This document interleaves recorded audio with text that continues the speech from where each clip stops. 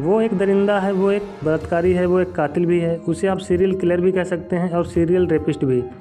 वो मासूम बच्चों को अपने शिकार बनाता था, वो उनका यौन शोषण करता था, फिर उन्हें मौत की नींद सुला देता था। उसके दिल में रहम नाम की कोई चीज़ नहीं थी। उसे मासूमों की चीख पुकार से कोई फ़र्क नहीं पड़ता था, वो बस अपना शिकार करता। एक कहानी है गुरुग्राम के रेपिस्ट सुनील की। कहते हैं अपराधी कितना भी शातिर क्यों ना हो, एक ना एक दिन कानून की गिरफ्त में आ ही जाता है।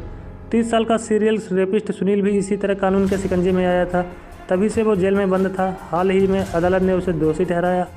9 मासूम बच्चियों के रेप के बाद हत्या करने के दोषी सुनील को कोर्ट ने फांसी की सज़ा सुनाई। 11 नवंबर 2018 का वो खौफनाक दिन था जब इस दरिंदे ने एक मासूम बच्ची के साथ बेरहमी से रेप किया और उसकी हत्या कर दी थी।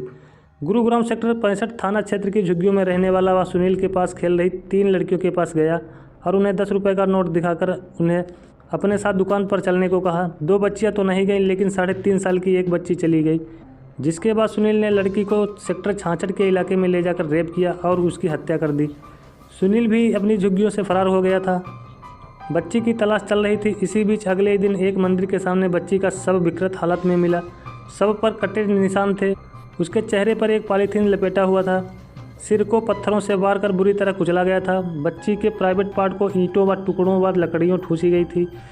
सबको देखने से स्पष्ट हो रहा था कि बच्ची के साथ बर्बरता की गई है। 12 नवंबर 2018 को बच्ची का शव सेक्टर 66 के इलाके में पड़ा मिला था।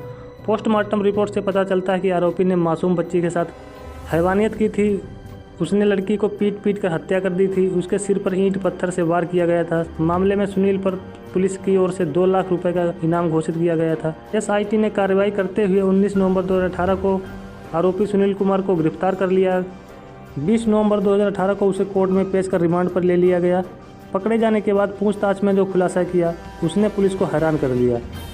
जानकारों ने उसकी दरिंदगी की दास्तान सुनकर उसे न केवल एक पीडोफाइल बल्कि एक नेक्रोफाइल भी करार दिया। पूछताछ में पता चला कि सिर्फ इतना ही नहीं बल्कि उसने इसी तरह 9 लड़कियों के साथ रेप किया और उनकी हत्या भी कर दी थी।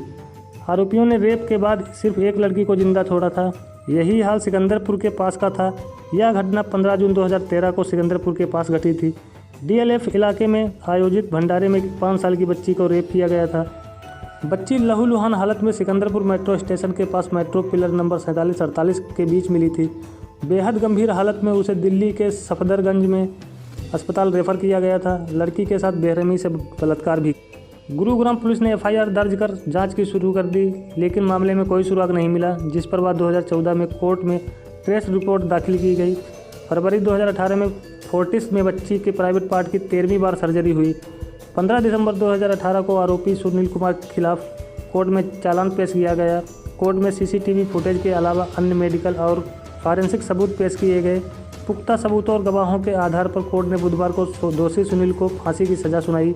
पुलिस को सुनील पर दिल्ली, गुरुग्राम, ग्वालियर और झांसी में 8 मासूम लड़कियों के साथ अगन्य अपराध करने का शक था। पहली बार पीड़िता 4 साल की बच्ची की थी, जिसे 2016 में गुरुग्राम के एक मंदिर में से अपहरण किया गया था। उसका शव उसी साल 27 नवंबर को सोहना रोड पर ओमेक्स मॉल के पीछे झाड़ियों में मिला था।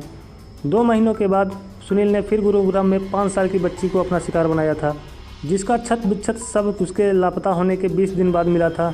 हालिया घटना की तरह दोनों पीड़ितों के सिर और पैर में चोटें आई थी। पुलिस का कहना है कि रविंदर कुमार नशे की हालत का आदी हो गया था। वो ड्रग्स लिया करता था। इसके बाद वह खुद पर काबू नहीं रख पाता था। जैसे ही दिन ढलता वो अपनी हवस मिटाने के लिए बच्चियों को तलाशने लगता था।